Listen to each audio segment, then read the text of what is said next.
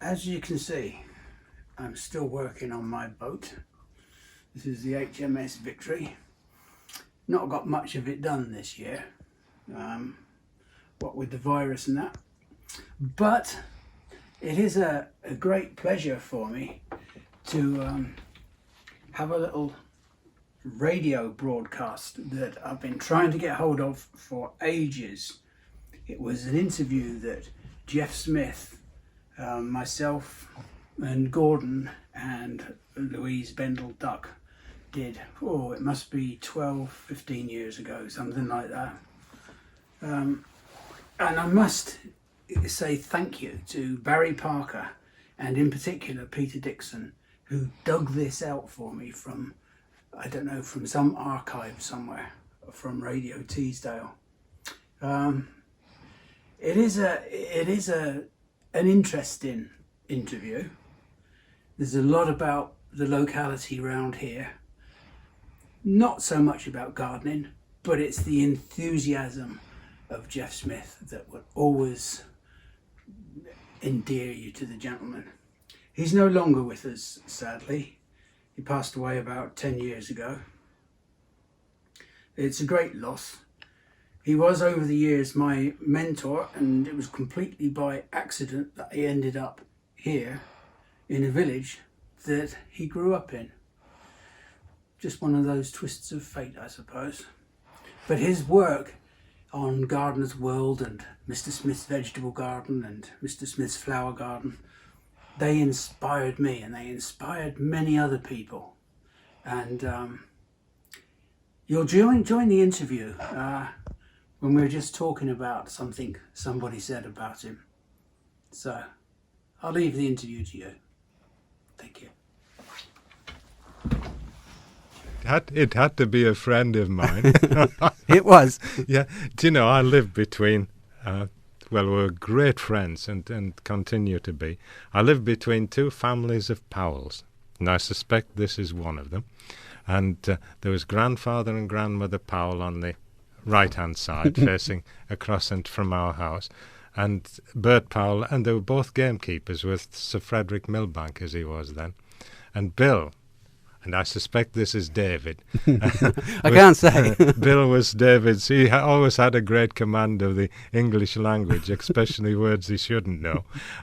But Bill, David's elder brother, we were inseparable. And Bill and David's uncle, Ben, was my brother's best friend. We played cricket, we went fishing for trout, we poached rabbits, and one or two things we did, like jumping out of trees with an umbrella thinking it was a parachute. But we lived outside, and I think that's what David means, because even though he was an outdoor man, he wouldn't rather be outdoors than doing anything else. Right. Because in those days, Malcolm, there was red squirrels. We walked to Barningham School, and you could hear corncrakes. Really? I didn't know that. Oh, yes, at Barningham. And wildlife, I watched otters sliding down where the Gilbeck joins the River Greeter. Right. I used to watch otters there in the springtime, 3 springs in a row. And anyone who tells you animals don't play has never lived in the countryside. And they used to slide down the slope where the beech trees are and into the water at the bottom, into the Greeter. And as they got wetter, of course, the slide got slippier. And also along in Gilbeck, and this is probably what David's thinking about, I used to get up as a youngster, 3 o'clock in the morning, to go along and watch the badgers. Right. And then his dad killed them all. And I heard David's dad talking to my father, and he said, you know, if that lad of yours could have killed me, he said he would have done. Well, my father said those badgers are just about tame. One thing, if ever you watch badgers, Malcolm, one thing I'll give you a tip. The one certain way of taming a badger, just as the certain way of taming a woman is with a bunch of red roses. Is that right? I'll have to try that one. And the diamond ring, of course. The one certain way of taming a badger, feed it peanut butter sandwiches. They cannot resist. Peanut butter? They love it. And well, smooth or crunchy or anything. No, any sort, as long as it's peanuts. And I discovered by accident, they got so used to me that that accept me. And I used to climb up into about 15 foot into an oak tree, sit on the branch there. Now, scrambling up one night, and this was before polythene was invented, and my sandwiches that I ate when I was watching them were wrapped in greaseproof paper. And it tumbled down, split open, and one of the young badgers, there was 3 of them that year, came, found this. Well, if you didn't think badgers would fight like that, but they scrapped over these peanut butter sandwiches, and ever after that I used to take a spare one along. It wasn't my mother's homemade bread, it was the peanut butter. That's amazing. Absolutely amazing. Now, I was talking to Neil Turner. Oh yeah, Neil, he's a great lad.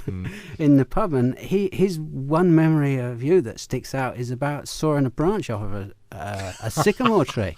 No, it wasn't. It was an elm tree. An elm tree. He said you sat on the wrong side of it. I did indeed. Yeah, Todd Bulmer was a tremendous. You would never know Todd. No. He was. I've known 1 or 2 what I would call great men in my life. Now, Todd, in every term you measure greatness by, wasn't. But he was the handyman down at the hall. But he was an authority on the tombs of kings, Tutankhamun and the rest of them. He was the most interesting bloke. He was ambidextrous and all the rest of it. And we had this branch to cut off the tree, and he was with me. And he never told me about this. But fortunately, as the thing, an elm doesn't go, it either goes click or it rips. And you've got time. And I had time to jump and grab. That was in the corner of the walled garden. Yeah. If you go up and round, I can remember vividly because there was Cox's orange pippin, Beauty of Bath, and Lady Sudeley apples on that particular wall. And this elm was shading. They were actually Jerusalem artichokes. And I'd cut it off. Oh, no, that's absolutely shows how stupid. Cox's. Now, I haven't had a good Cox's for years. The apple that I have had that's very good is one called Fiesta. Do you know Fiesta. That? That's one of the I think Cox's may be a parent of it. Yeah, but the one that I would grow, Cox won't grow this far north, and the things they're selling as Cox now, no way. Cox never get very big. No. The things they're selling as Cox now are Queen's Cox. Yeah. But if you want a northern apple, and I'm eating Ribston at the moment, Ribston Pippin. Oh, very good. And the other one is Winston. That's another good one. I don't know that one. I know Ribston because it's from the village of Ribston, isn't it? Which is down near Goldsbury, But Jeff Hall, a friend of mine who was in charge of the garden at Harewood, he's got a smashing orchard, but he's got too old to cope now, so I nip down and do a bit of pruning, and we gossip. And it was from Harewood that I did the fruit series, Mr. Smith's Fruit Garden. Right. And he's got an orchard, and he's got Ribston, and he's got Golden Spire. Now there's an apple. What's happened to our apples? I don't know. They've all become sort of homogenised. I don't know. They all seem to be without any character in them. But the thing that happened, because I talked to Jack Matthews, I was doing trials for him when I was in charge at Harlow on hedges and fruit and stuff like that.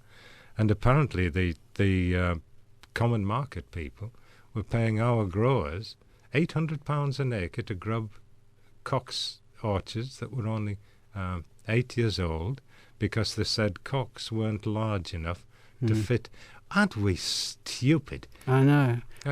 One of the things I've noticed in the orchards down in Sussex and Kent now is that commercially they're growing them about 18 inches apart and growing them as like cordons. That's right. And getting rid of them after 7 years. That's right, yeah. It's unbelievable. They're what they call spires, aren't they? Yeah. And that is because the cost of pruning. If you were going to prune a Cox, you see, spur bearer, you've got to prune it on the regulated system. So every 7 years you're renewing the spurs along the branches. And I find it sad actually that so much of our home-produced stuff's gone. If you want an apple, if you have children, the one apple you should plant is Irish peach. Irish peach. No, begorra, sure. It's only the Irish could call an apple a peach, but it's the one that it doesn't keep. It is absolutely scrummy when it's picked fresh and eaten. But if you keep it 3 days, it goes all woolly. Yeah. And it's the only apple. If you walk into the walled garden at Barningham through that side door, opposite what was the reading room, and you go along the cross path to the cross path. Irish peach grew on the corner there, and there was some fruit in there. There's a cooking apple that I used to grow called Keswick Codling. Oh yeah. Now that doesn't keep. No. But cooked, it's absolutely beautiful. It's really frothy and nice. Have you've had yes, that I one? know Keswick and Peasgood's nonsuch. They grew right next door to each other in the wall garden there. Yeah. Peasgood's is the biggest apple of all. Right. And because when I was bigger than Norfolk beefing? Oh yeah, it's enormous.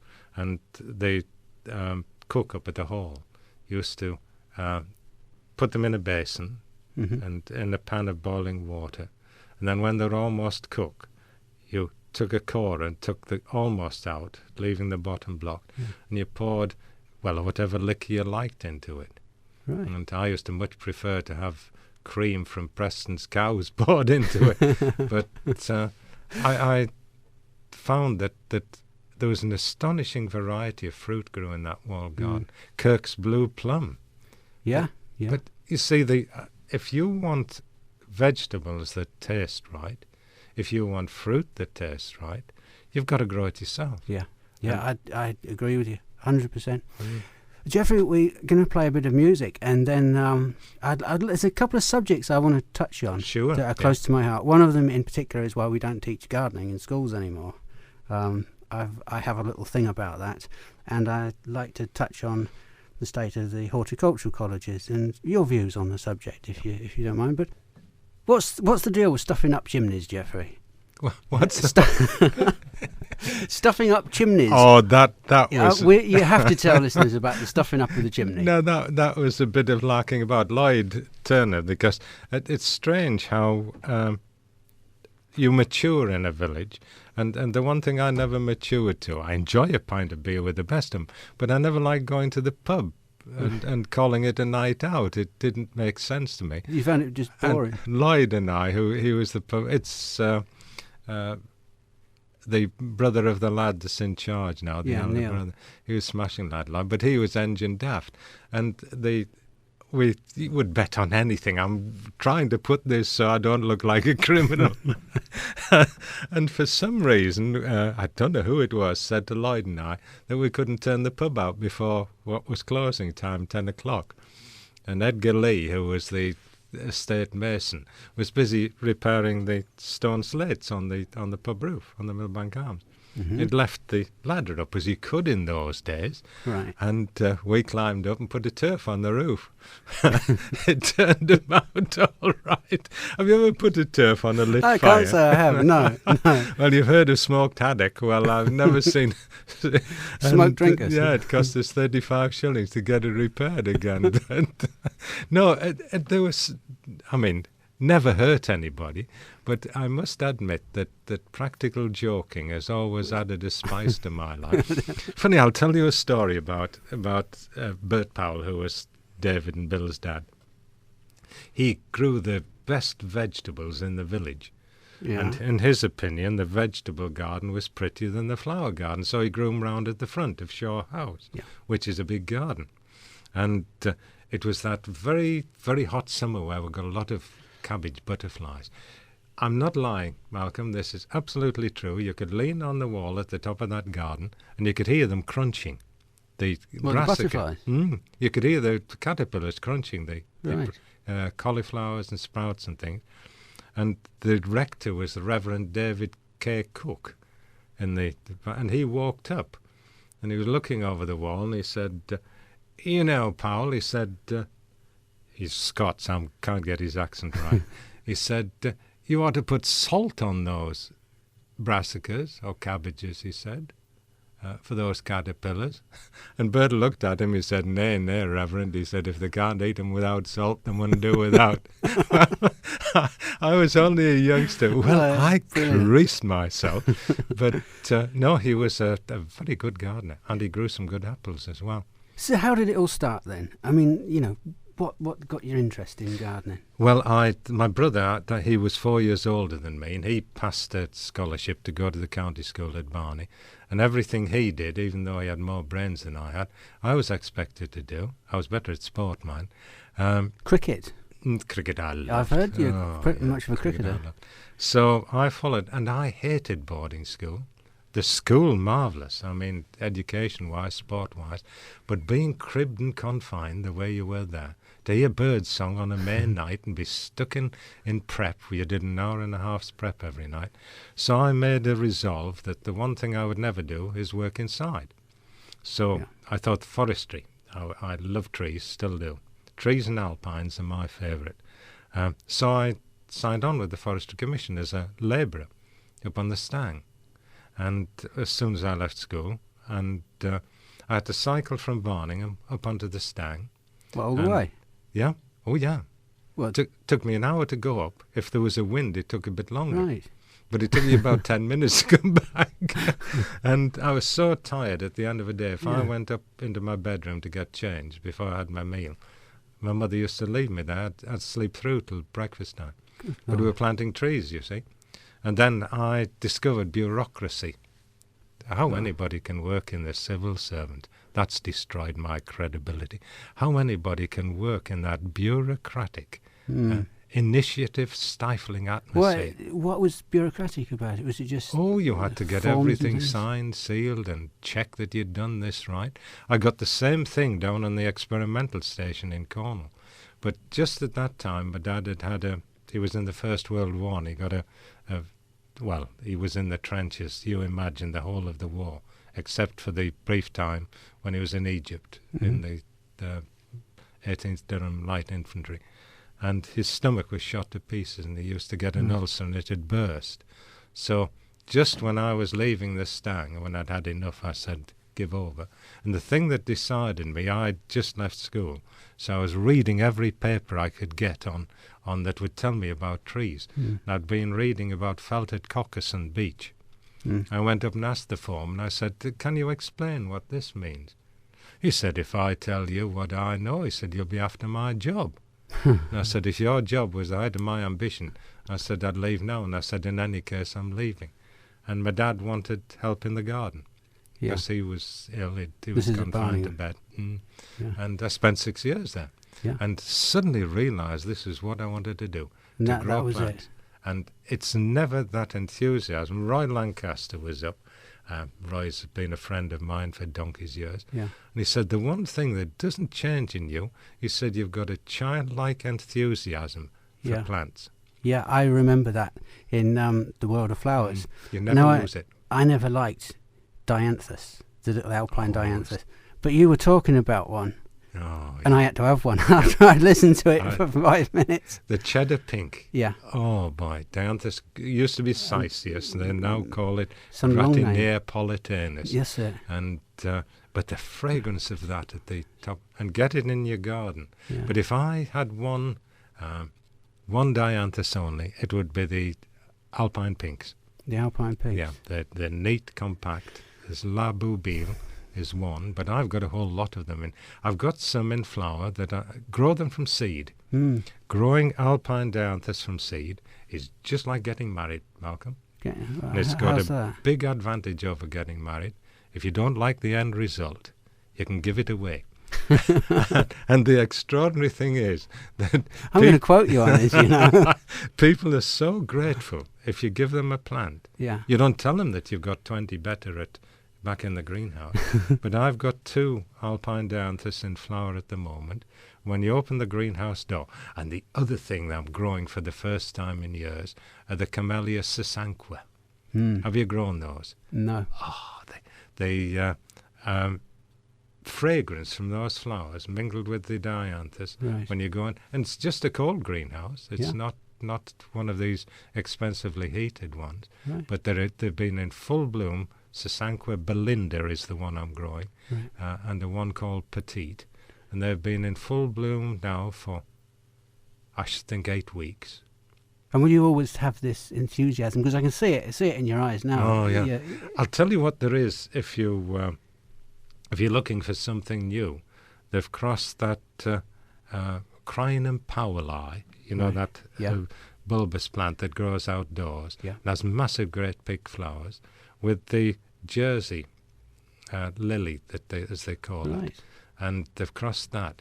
And I saw it, and immediately bought 3 bulbs of it. It is such a voluptuous-looking plant. Voluptuous? Yeah, it is. It almost puts its trumpet round you. You wouldn't want to give that one away, would you? But no, the thing is, you're very, very famous, not just for the television programmes, but for what you did with Harlow Carr. I love that. Yeah, I never knew about Harlow Carr much because in the south, it's not something you heard about. Now, what was the site there like when you took it over? It was they'd got 2 main borders in, but it was pasture land. And I'll tell you, Freddie Thomas, the farmer, I gravitate naturally to people who live off the land. And Freddie was a farmer along at the far end. And my introduction to him came when I was digging my vegetable garden over. And this bloke leaned over the wall with his hat on and his stick. And he said, "Nay, lad, I was only 26. He said, "You'll grow naughty there." He said, "My cows stand up there at tits in winter in mud in that." And when he came back and saw the vegetables that I'd got. But I was down in Cornwall, Malcolm. My senior lecturer at Askham Bryan, P.K. Wilmot, who was a tremendous man, enormous influence on my life. And we were friends until the day he died. And he used to say, research. He didn't know me, because no way. If I'm doing research, I know what I want the end result to be, and I make sure that I get there. Doesn't matter what the plan's ought to do. And I was down, I'd only stayed in Cornwall for a week because of the bureaucracy. If I hadn't signed up with a very good cricket team, Troon, and had to come back the day before they went to the village cup final. Troon were in it. And I just wrote up to Harlow and said, had they got a vacancy? I heard about it from a man who was an apprentice with my father and became advisory officer for the county of, I think it was Staffordshire. And he said, well, try them and see. And they said, yes, they'd got a job as a journeyman gardener.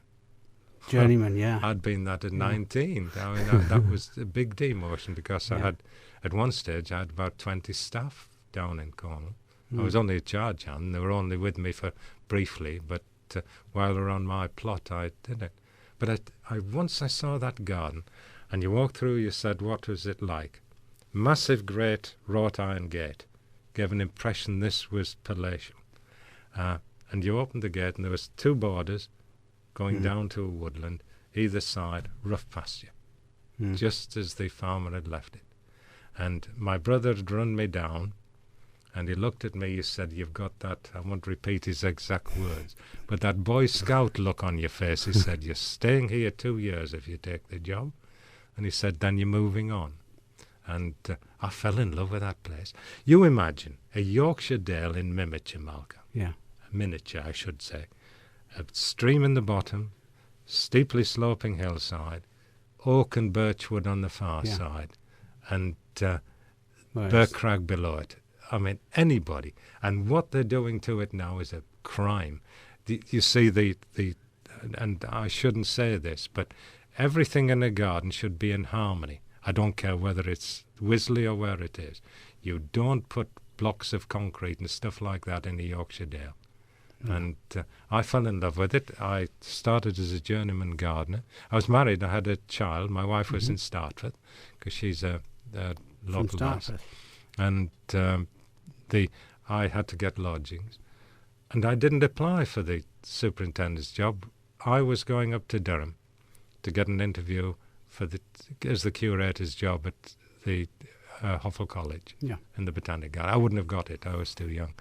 And I put it down. I said, I won't need that. And Bob Rose, who was in charge of the garden at that time, said, oh, do you mind if I keep it? He applied, got the job up there. And, of course, there was a vacancy for head gardener, as it was then. I didn't apply. I'd only been there, 3 weeks? No, 3 months. 3 months. And we watched the various people going, and there was a parks superintendent from one of the sub-parks in Leeds, and I thought, I can't work for him, and etc. And then they sent and said, would I go in? And it's funny, isn't it? I felt exactly the same. When I first started, I was what's known as a garden boy. Croc lad. Yeah. Lowest form of animal life. Yeah, thank you very much. I haven't got much further now. We were, no. And the head gardener, I hated him because he used to say, to make a man of you, you wash pots in the winter, in cold water, outside, getting the lime scale off of them. Yeah. It was a nightmare. So no wonder I've got arthritis. Yeah. You know. Oh no, that was, and strangely enough, I mean, my dad was in charge of the garden at Barningham, but I got no easy ride. I got the jobs, and the thing that I disliked most was the fact that, I'll tell you a story about croc lads. A lad called Bob Burton was croc lad before me at Barningham, and Todd Bulmer and Mr. Hart and one or two of because I had 5 staff then. And they always used to pull your leg, give you to go and get me a jar of elbow grease or a left-handed screwdriver. Stripe paint. Yeah, and they sent Bob up. They said, go up to Mr. Brown's. He was the joiner, another tremendous man, Charlie Brown. He was indeed. Said, we were busy fencing around the extension to the vegetable garden. They said, go up and ask Mr. Brown, we want a barrel load of post holes. So Bob went trundling off, and about half an hour later he comes back. I'm not making these up because my life has been full of humour, thank God. And Bob came back, barrel still empty. He said, Mr. Brown said, you can have as many post holes as you want as long as you go up and load them yourself. And those sort of things stick in your mind. I remember with me, it sort of came back on them a little bit because I was only small, you know, and they gave me, in those days, there was no real health and safety. This is the early 70s, you know, to the mid-70s. And they gave me a 20-inch chainsaw and some petrol, you know, 2-stroke petrol. And I said, now go off down the valley. It was a valley at the bottom. It was in Sussex. And I want you to cut out all the dead conifers. So I took the chainsaw, you know, I mean, I was 16. So I took the chainsaw and went down to the valley. We used to call it the dingle, actually. Went down to the dingle and started, and I thought, all right, I'll show them. I'll have the biggest dead conifers I can find. And I had 16 of his best larch trees down. Not knowing that larch trees. But that is criminal. I know. There was we used to have to brush out on the stang. Yeah, yeah, but it was. Yeah, it's all right. It's all right. We're in conversation here, and we're talking in between while the record's on, and we're carrying on over into the bits where we're meant to talk to the listeners. But it doesn't matter. It's great fun. The old man's just walked through the door, so he's sitting here. He's been bragging about the regrowth on his head. If Gordon's an old man, what am I? Lend me a stick, Gordon. Yeah, the thing is, where I grew up, to call somebody old man was like a term of affection. That's right. Endearment. Yep. Endearment. I don't necessarily mean it like no, that. No. I wouldn't like you to think I've gone soft or something. You can take the ribbon out of your hair, Gordon. Yeah. He'd love to be able to get one in there. I'm definitely getting regrowth here. It is, yes. It's not a ploughed field anymore. No, I'm lost now. Anyway, this is Radio Teesdale. We're here now with Geoffrey Smith, and I've got Gordon Long in here. Organic gardening. Yeah. What do you think? Always have been. See, when I grew up at Barningham, they hadn't invented, no, seriously, they'd got sulphate of ammonia because that's a byproduct of cork making, isn't it? Mm-hmm. Temperature of the electronic arc, etc. I learned that at Askham Bryan. It's funny how it sticks in your mind. It impresses people too. So we didn't have any, and Sir Frederick wouldn't have anything that would been sprayed or what have you. So it was all, I'll tell you a story about it. It was all farm manure and the condition of the soil. I mean, we had the whole kitchen garden, you know it, what'll be an acre and a bit. If you go out of the wall garden, to hand dig, and you plugged muck in, and you had a 4-year rotation, and you could stand, if you stood still very long on it, you sprouted roots through your bottom of your boots. It was that fertile. And never heard of, we used to get a bit of peach leaf curl, but you can cure that by spraying, keeping them damp. We used the winter wash on the fruit trees, but no, everything was organic. That tar oil wash thing. That's right, yeah. Morteg, yeah. Yeah, but I have to say I'm not completely converted to it, simply because I worry about some of the funguses and moulds that you get on stuff. Yeah. But I understand why people, there was an experiment, because like you, I worked in research. I worked for a place called Rothamsted. Mm-hmm. Oh yeah, Rothamsted, yeah. I know. I was gracious. there growing genetically modified plants. Mm. But I didn't continue to. It's not something I wanted to continue doing. But the work that was going on funguses that were harmful and carcinogenic was quite astounding. There was an awful lot of funguses that were carcinogenic. But the thing was, we did there was a survey that went on there, and we took some Brussels sprouts out of shops and impregnated them with greenfly, the brassica aphid, not greenfly, sorry, but an aphid. Mm-hmm. And they were still killing them. Yes, I can quite believe that.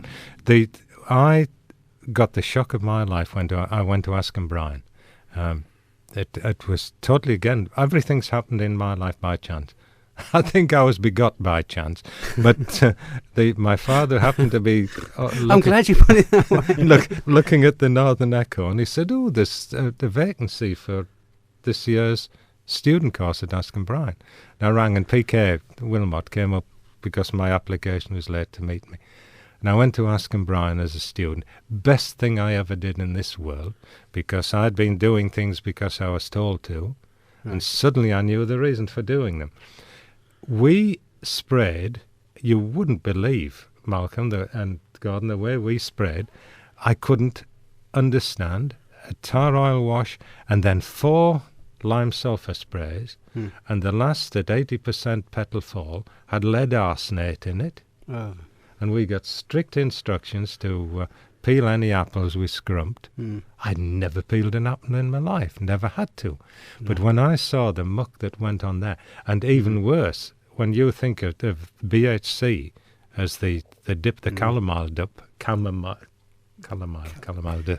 that they had for cabbage roots to stop cabbage root fly, and the easiest way to stop cabbage root fly is to put a piece of carpet round it, because the fly lays its egg close to the cabbage stalk. If it lays it into a piece of carpet, unless it turns into a carpet moth immediately. No, I reckon that for every pest and disease there is a method of gardening around it, because we had to have good vegetables and fruit at Barningham. Yeah. The Millbanks paid us to do that. You've always been the same at Eggleston, haven't you? Yeah, we've always grown things organically at Eggleston. As you said, Geoffrey, there are ways of getting around things, and like at Eggleston, we use a maxi crop. You know, the seaweed extract. Yeah, that's marvellous. Yeah, I did trials on that. That keeps the cabbage root fly away. Yeah. Yeah. And I don't know what ingredients that's in the actual seaweed extract, but cabbage root fly won't go for it at all. Yeah. Won't go for them at all. So absolutely. It has worked with us over the years. And maxi crop. I can remember it must be 30 odd years ago, Gordon, when their representative came. We used to do trials and all the new stuff, and I'll tell you something else that it does. It really does make a lawn look good. But do you know the best lawn dressing, Malcolm? No. And because my garden is organic and I feed the birds, every shape and size of bird, to me a garden that's devoid of life, no garden at all. So if you'd heard the missel thrush singing this morning, as the sun came up, incredible. And the best dressing that I found for a lawn, it's a bit expensive. If you've got a very badly compacted lawn, holotine it, and then dress it with bloodfish and bone meal, and it lasts right through the year, and you get lovely even growth of grass. Right. Slow release. Yeah. So, talking of birds, we've got masses because we feed the birds. We must get through pounds and pounds of nuts and sunflower seeds and things every week. But we have this hawk. And the hawk, he was in yesterday. Yeah. And I had about 10 people around us in the selling area. Yeah. And all of a sudden there was such a clatter. Yeah. And you know the Gary elliptica that's outside our house?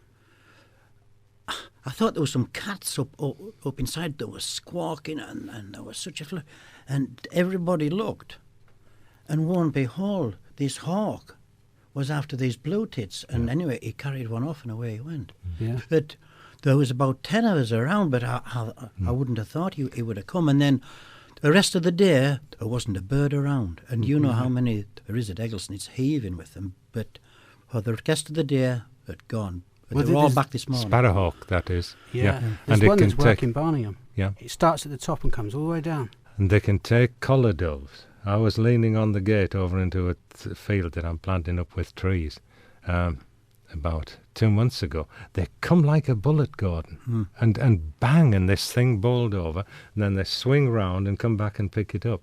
But blackbirds seem to be the most important prey.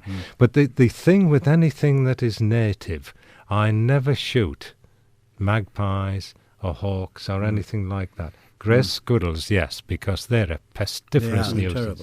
And rats, of course, and rabbits, because, the prettiest rabbit I've ever seen is one that's cooked under a puff pastry. Beautiful. But nothing else, because they never take more than the habitat can give them. But the female sparrowhawk is big enough to knock a collar dove over. While we're on the subject of pests and things, Caroline phoned in a question. She hasn't said where she's from, but she's phoned in a question. How can she keep cats off her garden? She has tried pepper and plants with prickly leaves, but they still seem to target any new plants in her garden. I assume, I assume they're digging them out or using it as a latrine or whatever. I think one of the funniest cards I've ever seen is that, have you ever seen it? There's two men leaning on a fence talking, and there's a cat walking across on its back legs, and it's got a newspaper tucked under one arm and a toilet roll in the other, and one bloke saying to the other, and where do you think your cat's going? Because when you're hand weeding, because a cat starts off with good intentions, Caroline, but it doesn't finish them off. It digs the hole, fills it with its what it doesn't want, and then forgets to cover it up again. None of the deterrents, as far as I can see, work, and I've tried them all when I was doing experimental work, the things that make noises. The best of all cat deterrents, absolutely guaranteed, and if you don't, I'll buy it off you, and that is a Yorkshire Terrier. Right. Absolutely. No cat will come into a garden where there's a Yorkshire Terrier. Right. You could try getting on at the owners, by law, if a tree overhangs your garden, you can cut the pieces off. As long as you give them back. Yeah. Well, if the cat next door comes into your garden and does its business, I suppose to comply with the law, you should take it round. Put it in a little packet and post it to it. But how many times have you told somebody that your cat they do enormous damage? I know the cat lovers are gone. And I will tell you a story about some Siamese cats. But if you tell someone that their cat is taking birds in your garden, my cat never touches birds. Yeah. I feed it. But do you know, in the winter that I was telling you about, when Bert's brassicas got turned into lace curtains, one of the Sir Frederick's son's wives lived across the road in what was the doctor's house when I first went to Barnum, and she had two Siamese cats. And those two cats spent the whole summer in the cabbage and Brussels sprouts and cauliflowers at the park garden, in the vegetable garden, catching butterflies. It was like watching ballet dancers. And they were on their back legs catching we had no problems at all, least very minor damage, simply because of these cats. So I don't damn cats totally, but they do kill some birds. Yeah. Talking of butterflies, you lost a few bob once, didn't you? Yeah, I did actually. This is a wonderful Joan, story. I think she was about 14-year-old, and we're at Eggleston, and it was a summer afternoon, and she's, I'm bored. Is there anything? And whatever I was doing, I didn't have time. So I said, go and catch some of the cabbage white butterflies. So I said, for every one you catch, I'll give you 10p. Well, if you try to catch them like this, you'd be on forever. Anyway, I went away to the office for about 20 minutes. And I came back and she said, right, that'll be £4.60 you owe me. I said, hang on, how do you make that out? Well, she says, here they are, and each one was weighed down with a pebble on a wall tops in case, 10p blew away. Yeah. And lo and behold, there was 46. I said, how on earth have you done that? Well, he used to play tennis for the county. Oh. So what she did was, he was going up into the veg area and whacking them with the racket. Well, she was killing them just like that. Smashing. Yeah. So £4.60. So we nulled the agreement after that. I couldn't afford it. You never would have done that again, will you? No. That would have absolutely mortified you. I bet it took you a month to recover from that. Ingenuity. That's what she used. But I bet his daughter's got a bright future in front of her too. She's a police sergeant now, isn't she? Yeah. Oh dear. Anyway, we'll play a bit of music now. Here's a Christmas song. I'm going to play you a Christmas song. I don't want to play the ordinary Christmas songs like Slade and things like that, but have a listen to this one. He said she's been poorly, and he said, biking. He said, where's she biking to? He said, biking bread, you silly old... And that was the Devon accent. But you see, the characters like that, they were to a penny. Yeah. I told you, Malcolm, about Bob Etherington, who was Neil's uncle, I think. Yeah. And George Goodall was the estate lorry driver. And George always walked with his back humped a bit like that. Right. And Bob came out one morning. He used to start work at 7 o'clock, you see. And Bob had come out to drive Sammy Turner's lorry. And George was walking down and he shouted, Goodall, Goodall. And George said, aye. He said, straighten your back. He said, you're walking like a new bulled heifer. And you see, think, characters like that, you wouldn't dare do it. You'd have been arrested for it nowadays. Yeah. The spoon feeders, Gordon. And you know the Sammy Turner that you mentioned? Oh, Sammy, yeah. He used to have a lorry, That's right, George drove it. And I remember... And not George, Bob Etherington drove it. And I originated from Walton. Well, my mother still lives at Walton. And... we used to be working in the garden, and he would come up the village in his lorry. And I used to say, who's that dad there? Because he used to pip his horn at me dad, say. He used to say, oh, it's Sammy Turner. I said, all right. I would love to be called Sam. Mm-hmm. And all my life, that was my nickname. Sam. Of my dad, was Sam. Well, isn't that incredible? Yeah. It's a small world. Sammy was in the First World War. And he lost a leg. He was in the artillery. He had one of his legs. And Sir Frederick Milbank let him have a place to have a garage. And he started a wagon business. He used to deliver coal. And on market days, on Wednesdays, he'd bring stock in to Barney Market. So, yeah, isn't it a little world? What's happened to your script then, Malcolm? I'm completely lost now. I'm listening to all these reminiscences and things, and I'm quite captivated. I don't even think you were aware you were on air. It was been wonderful. I until I saw the red light on. Have you ever been up to Cow Green? Now, there's an example, Malcolm, of I don't know how many donations I made to stop that reservoir up at Cow Green getting built. Yeah. And yet it's an asset now. Have you been up when Gentian Verner's in flower? Yes. And Primula farinosa? Yeah. That was one of the... When we were doing World of Flowers, that was where we filmed Gentian Verner. And we found a plover's nest with 4 eggs in it, planted round with farinosa primulas. Beautiful. And the blooming producer wouldn't use it. He said it would encourage people to go hunting for plover's eggs. Right. That was part of the harvest, wasn't it, Gordon? Exactly. Yeah. Plover's eggs made the best Yorkshire pudding you ever tasted.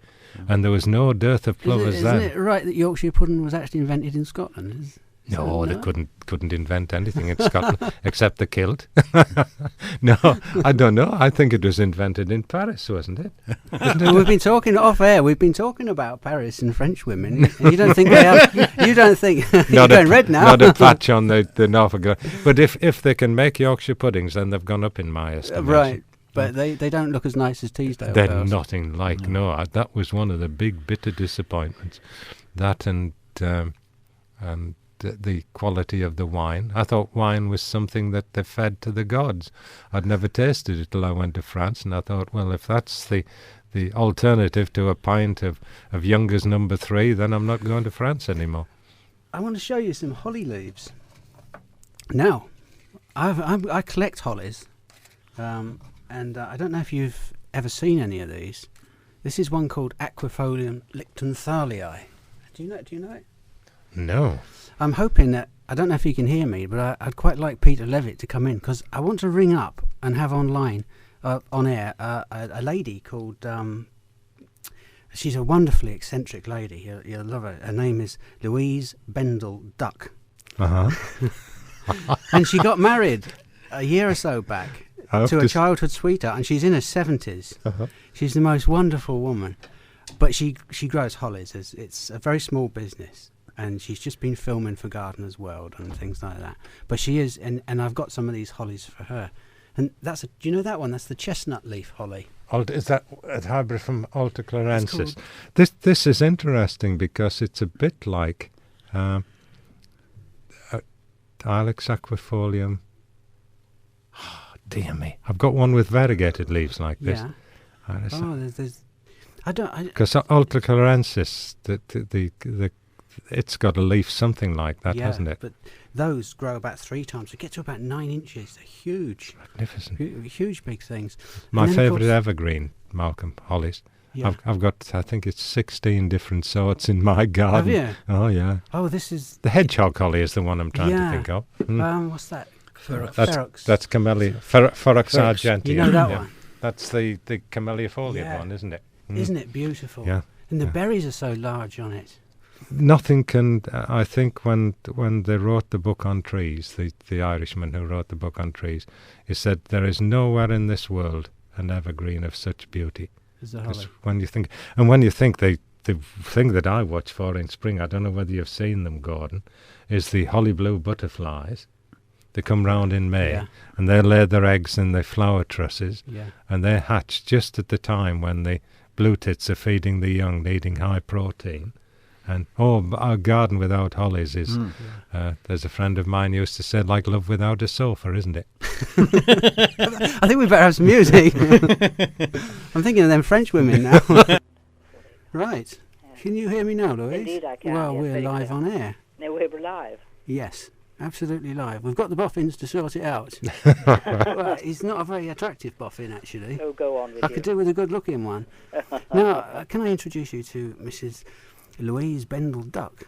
And it's an incredible name for an incredible lady. She's one of the most eccentric ladies I've ever met, I think.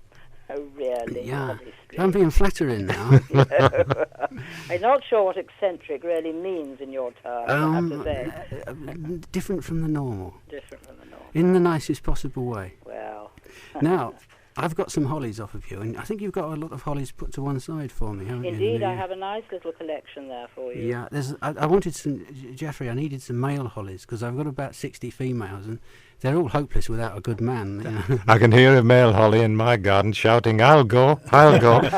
60 female. I've got I think it's about 17 different sorts.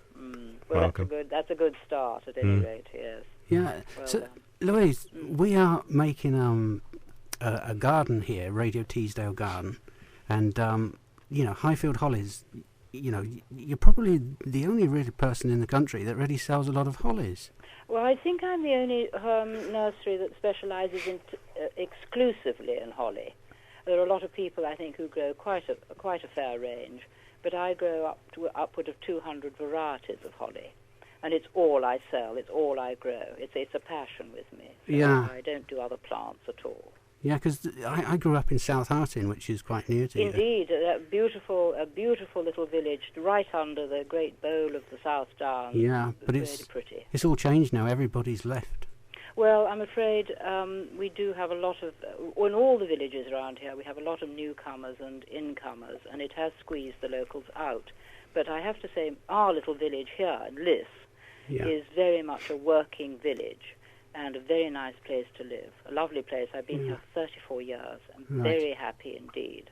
Geoffrey, have you noticed a difference in the populations of the villages? Oh yes, the village that I live in at the moment, Kettlesing, very few natives left, and the house prices are utterly and totally ridiculous. Yes. the country's economy is based on swelling house prices, which I found frightening. And the thing is, the local folks, and once the village school closes, fortunately ours is still open, but once a village school closes, then the heart goes out of a village, because the kids aren't hyped to the village, are they? They're conditioned to looking to towns. No, thank goodness I've lived in a village all my life. But they're changing so dramatically that it's frightening. I'm glad I'm an antique garden. Has Walton changed, Gordon? Yeah. I think all these villages have changed. And it's just a fact of life, isn't it? Like years ago, as you know, Geoffrey, the majority of the occupants in the village belonged or worked for the landowner. That's right. Or landowners. I know Walton was like that. There was 3 families at Walton, and they employed carpenters and joiners and gardeners and handymen and chauffeurs and grooms. And you lived in a tied house as well, didn't you? Yeah, in a blacksmith shop and everything. Everything was there contained in the village. Now, and the thing that I noticed with village life was everyone in the village was important, because you all made a contribution to village life, even if it was only in the I was never in the WI, mind. But the one thing that I didn't like about the WIs, Malcolm, was they stand up at the beginning and they sing Jerusalem. And there's one line in Jerusalem: I will not cease from men to fight. Oh. At least that's what it sounded like to me. And then I read it, and it's mental fight, isn't it? It was the only man in the audience. I was frightened. But no, in a village, you were all important, made a contribution. Well, Sorry, I think Gordon. our village here in Lewis is still very much like that, I have to say, although it's grown enormously since I've been here. Well, there is still that feeling that there is somebody to do almost every job, somebody to call on for everything. Oh, treasure it. It's got an extremely nice, good... Although it only started up because of the railway. So it's not an ancient village. But here on this little plot I have, we've got the oldest part of Liss, and I think it's a Bronze Age settlement in our top field, which is an old place called Bull's Field, which always changed hands probably because of that at vastly inflated prices, like £300, you know. But if the builders got hold of it, of course, it would be a different matter. But you're in a very historical area, aren't you? You've got Butser Hill not far away.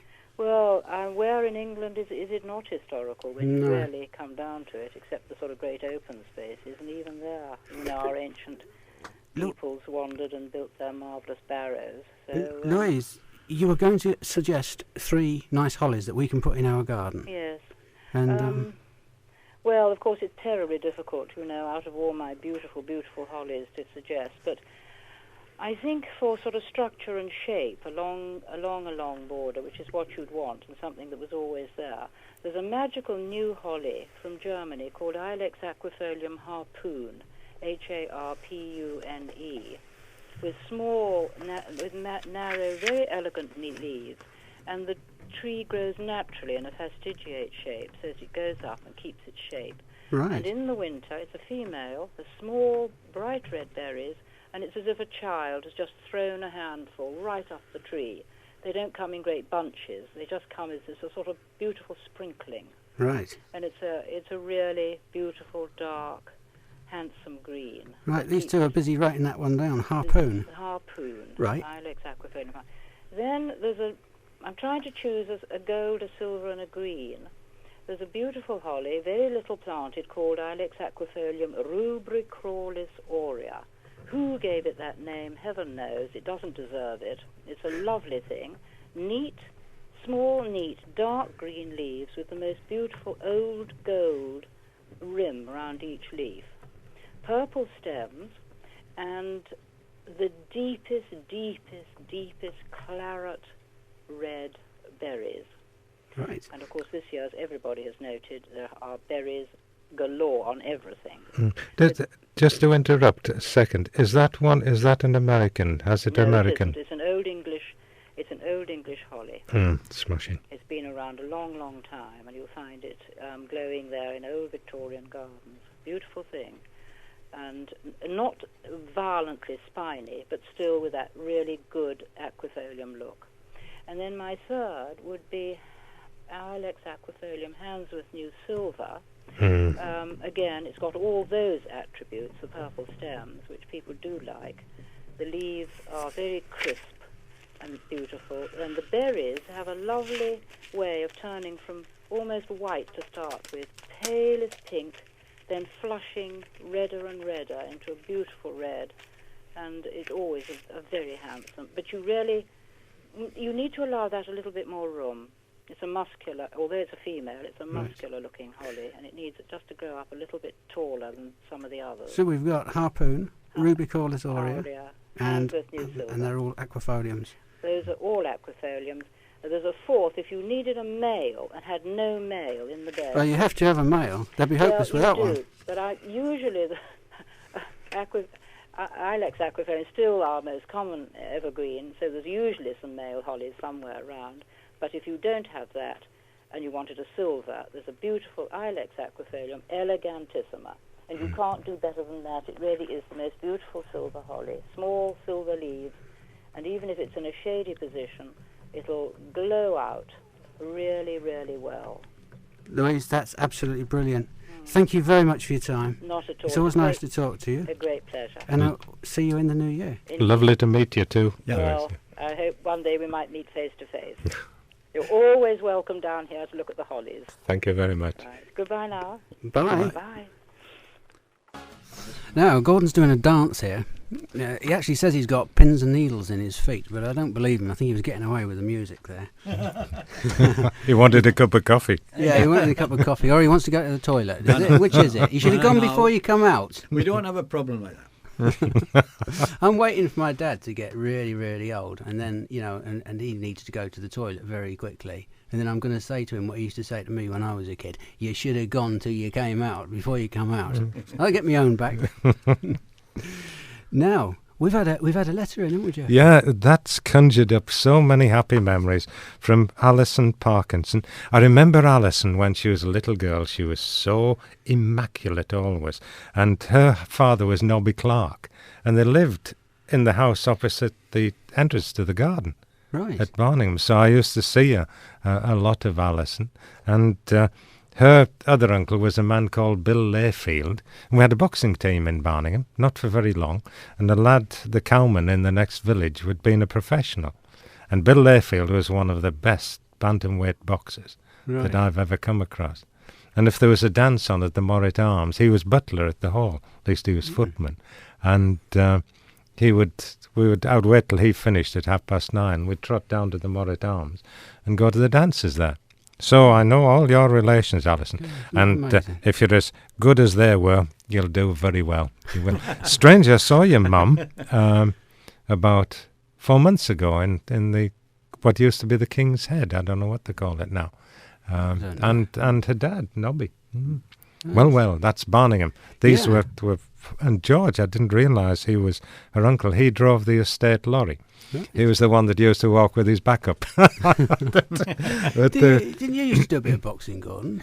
Oh, yeah, I'd rather not talk about that, actually. Yeah. Why's that? Yeah, well, it was all right, and I was in the army and used to do some boxing, but I mainly did the boxing because of what it got you out of. That's right.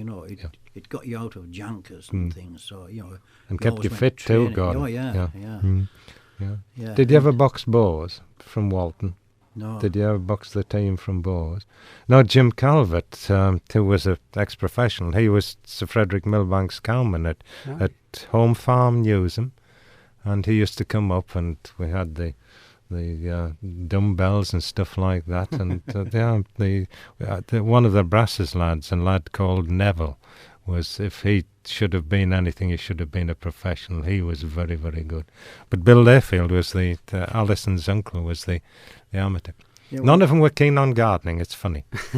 Well, the villages, what we've been on about, every village had its cricket team. Yeah. And football. There's no cricket teams now. No. There is at Barningham, thank goodness, three very good ones. Because one of the lads see so many people in a village, Malcolm, this is the thing that I look back and think, with regret, they had the talent. I mean, Joe Smith, who was he lost his mother when he was almost as he was born, he was a most talented musician, but couldn't make anything. He used to play in Preston's band. Now there's a thing in a village. Dolly Preston, she had a band that played all over the north of England. Couldn't read music, but he heard a tune, could play it. Now these were talents. Todd Bulmer won the Powder Hall Sprint twice, which is the amateur race then, and used to clean up at the village races round about. And what used to amuse me, Malcolm, at the village races, you went up to Reeth, you went down to Ravensworth, who had a very good one.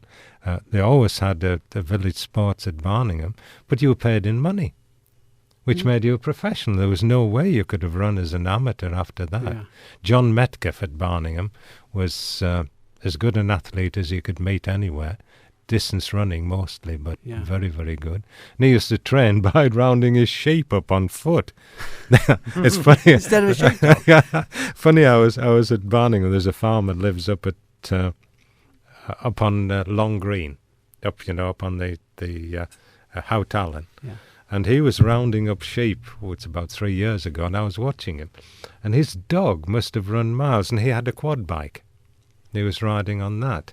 And I stopped to chat to him because I knew I played cricket. He was in Dalton Young Farmers when I was. And we stopped to chat, and he told me he'd paid over £1,000 for a sheepdog. To fully trained 3-year-old sheep. Whether he was telling the truth or not. I said to him, if I'd paid £1,000 for a dog, it would have been riding the quad bike and I'd have been running after the sheep on foot. But John used to, and he was as fit as anybody could be. Can we play a little game? Yeah. Now, I have always been amazed at your ability to describe a plant.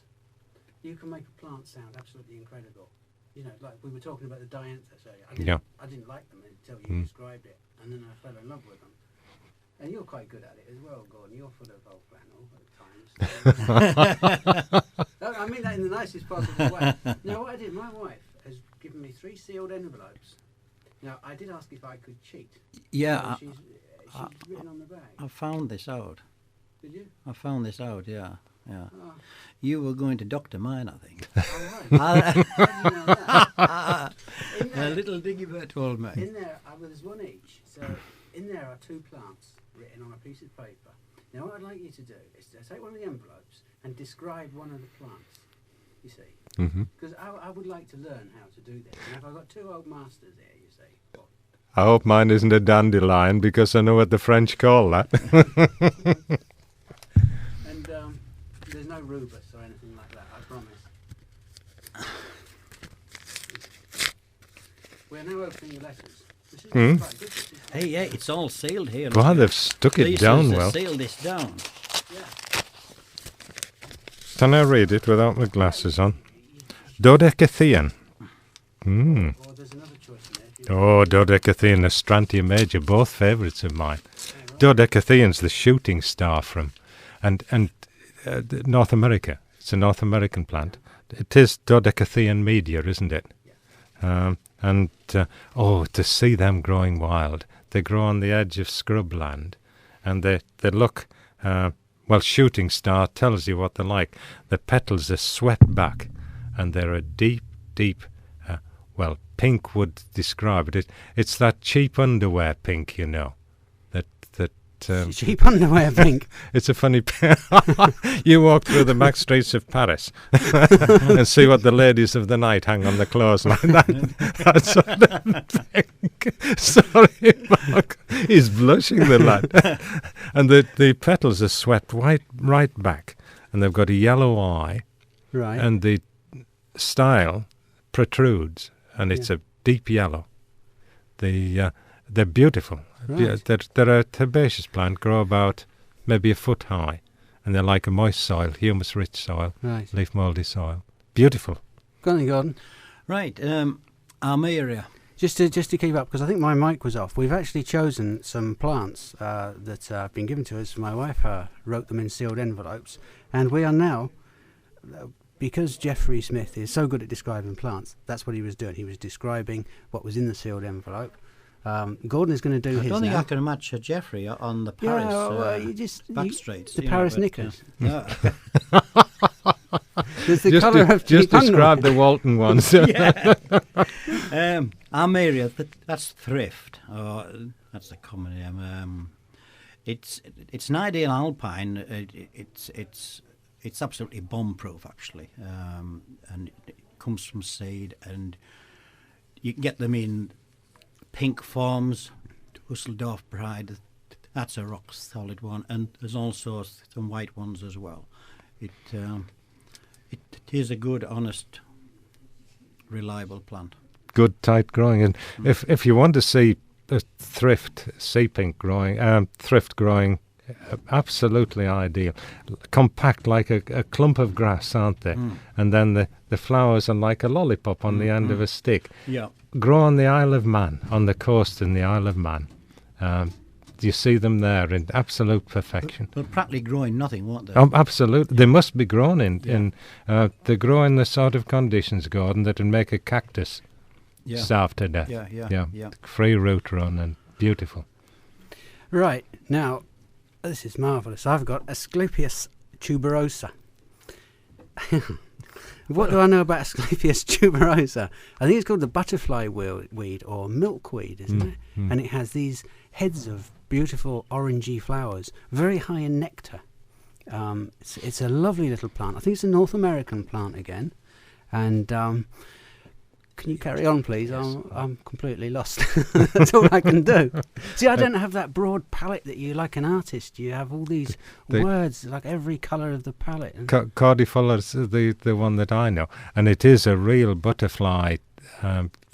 Butterflies and bumblebees, particularly the bombus type of bumblebee. I love it. And it comes readily from seed. It's easy to grow from seed. Is it called swampweed as well sometimes? Yeah. Asclepias. Asclepias tuberosa. And cordifolla is the other one, isn't it? It is a very pretty thing. But the other one that your wife gave me, that Astrantia. Now, if there's any flower arrangers in the audience, then they've got to have Astrantia. And there's Hadspend Blood. Hadspend's Blood. Oh, that is... if you're not a flower arranger, if you just want a top-class herbaceous plant, and the flowers are deep, deep red, like paper. They actually rustle like paper. It's a herbaceous perennial, and they grow about 18... Hadspend Blood, about 18 inches high. Yeah. And as a cut flower, it's marvellous. But what I love about them, Malcolm, is this self-seed, like Pharaoh's rabbits. They do. And each one is a little bit different. I always have a word with the self-sown seedling and say, your mother had a night out with somebody, I'm not sure who it was, because they don't bring true, but you get pinks and you get the deep, deep reds. Beautiful, absolutely beautiful. Now, it's time for our number one choice of pieces of music we've played over the last few weeks.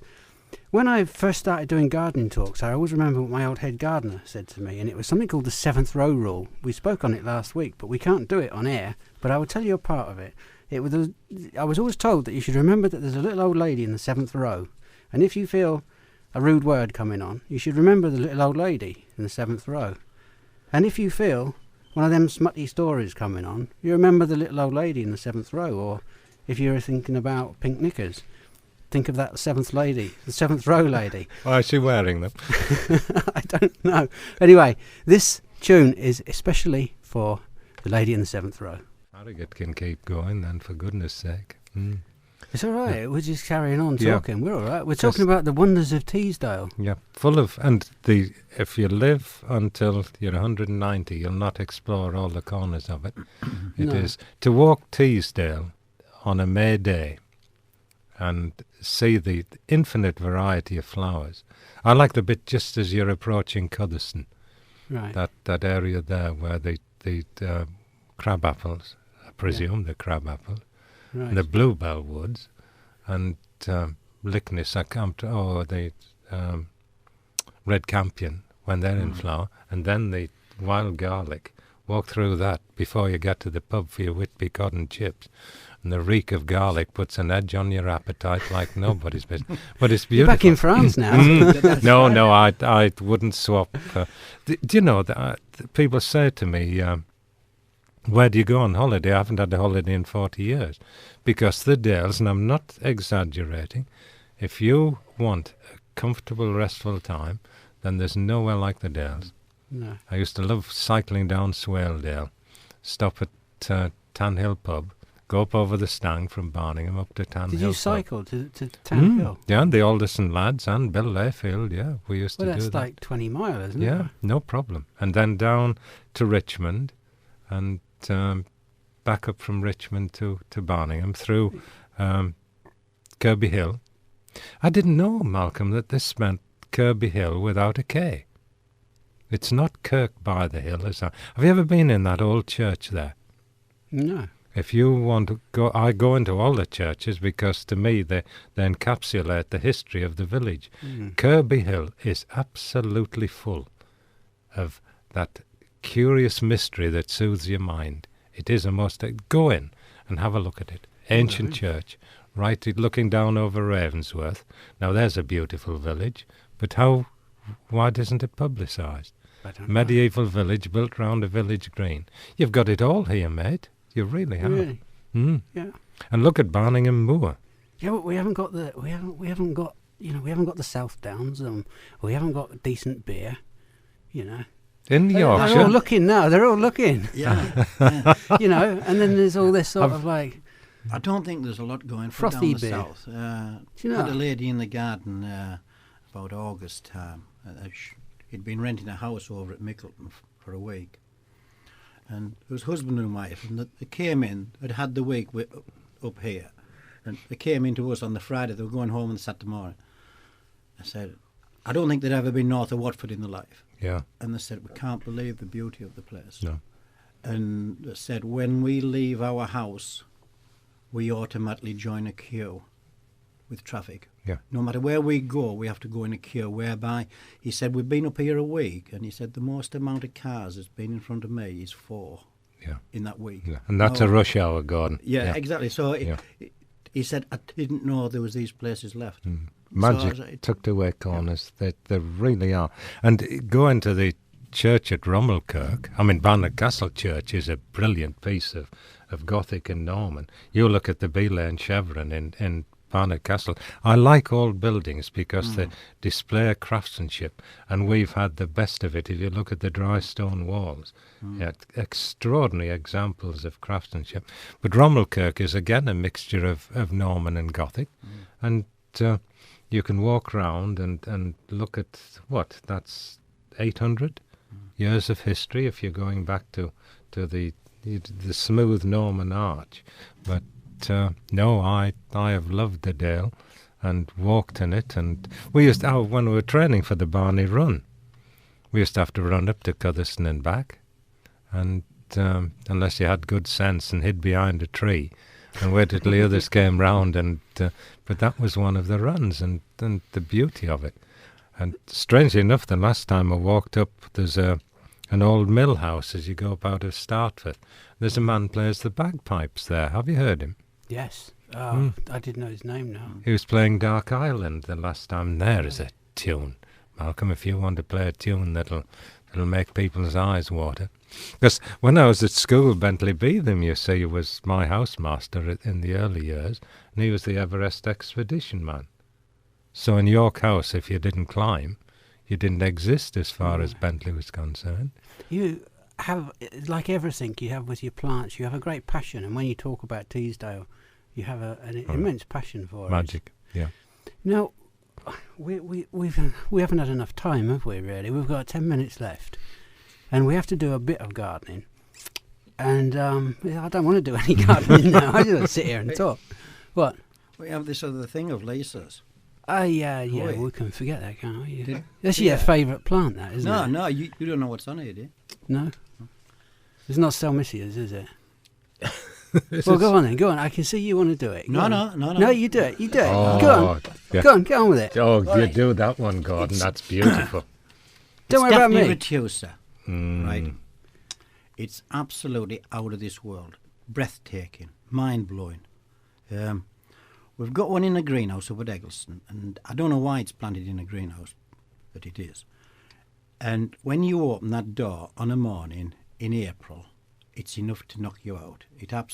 If you could bottle that, you'd be worth millions. Easy to grow, easy to propagate, comes from cuttings, comes from seed. But if you sow the seed, if you take the red skin off and sow them, they'll come up in the spring like mustard and cress. You shouldn't be saying this. I should. You get £4.50 for every one. What are you going on about? No, it is a cracking plant. But it's the growing on afterwards that you got. Yeah, that's the hard. Little evergreen it is. Yeah. Fits neat. And the thing is, if you want to grow it from seed, Gordon, what you do. Now I made the mistake of not netting it till the berries were ripe. Then you take the net off and you let the blackbirds eat them. Because once the seeds pass through a bird's digestive tract, it germinates instead of having a dormancy period. It germinates the following spring. And the first year I made the mistake of letting the blackbirds eat them. And they flew into my next door's neighbour garden and he got all the seeds. So the next year I netted them, took the net off. But before I took the net off, I loaded my 410 shotgun. And when the blackbird, you can always tell when the blackbird's had enough, it wipes its beak like that on a twig. And that's when you shoot, not at the bird, but just close enough so it gets the biggest fright in its life. And you know what happens when a bird frightens? Yeah. It leaves all the seed in your garden. But it is a cracking, the best of all the daphnes.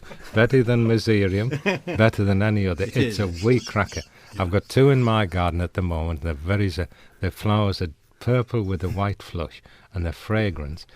If that fragrance is ever worn by a woman, even at my age, I'll get a divorce. Don't listen, Marjorie. I won't. that effect that's on blackbirds. It reminds me of a story my old head gardener about my old head gardener. And we didn't have a very good toilet in the gardens. It was just a shed with a thing called an Elson. That's right. Ever seen Chemical an Elson? ones. It was a double-seater. And it was just a basic shed. And this woman came in. And she said, Mr. Anger, there's no lock on your toilet door. He says, Mrs., I've been here 40 years and nobody's pinched that bucket of shite yet. So I had to say that. I couldn't do it any other way. It's funny, they're talking about the lads in the village. There was one bloke, we couldn't understand how he always had manure. He didn't have a compost heap. He always had a big heap of manure. And we couldn't understand where it came from. So I took some and gave it to a lad from Leeds University to analyse. And he came back and he said, it's bull manure, Jeff. I said, well, there's all artificial insemination now in the farms around about. And I said, the man in question I won't name him because he'll know him. I said, he has no access to bull manure. He said, there's only one scientific explanation for how he gets it then. He talks it.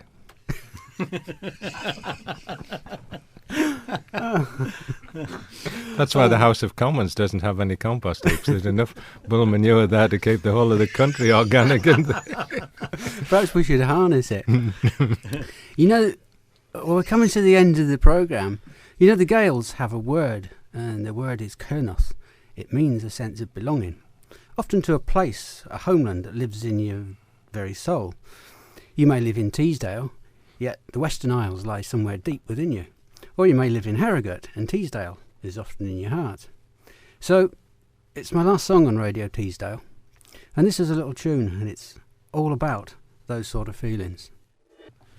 We're just talking about the history of Teesdale. We're coming back with you for the last couple of minutes. It's been a very, very special programme, and I hope you've enjoyed it as much as we all here have in making it. I'm surrounded by some very attractive ladies and some very unattractive men. I'm the only good-looking one here. And his hair's standing on end. It is. Well, I washed it a week ago. So it just really remains for me to say a big thank you. It's been a pleasure, Geoffrey Smith. I've enjoyed it enormously, have you really? Malcolm. I have indeed, yeah. It's been absolutely brilliant having you here. Yeah. And I won't ever forget about those blackbirds. Thank you. How to get them to sow seeds for you. Thank you for asking me that. It's been brilliant. And Gordon, I'd like to say it's been a pleasure. Well, it's been a pleasure. I can't bring myself to say it. You can. I have to say that I know we've over the past 4 weeks we've had some wonderful arguments, haven't we? And some, but we do. Yeah. You do give me a hard time, and I give him a hard time, and I do. I quite like him. He's all right. I spend 5 times as much time with him as I do with my wife. That's a bit worrying, isn't it? Have you? That takes some thinking about, Gordon. Yeah. You must be a brilliant conversationalist, or make very good sandwiches. Yeah. I can't. I'm still on pink knickers at the moment. I can't get over the pink knickers. It's your age, Malcolm. Anyway, thank you very much, Geoffrey Smith. It's been a pleasure, Malcolm. Thank you, Gordon, and thank you, everybody. And we hope we'll be back here in a few months' time when we get a full-time license. And being nice to you, Gordon, I've missed that posh jingle that goes up to the news. So it's not going to sound a very professional ending now. It's all yours. The last time I'm ever nice to you.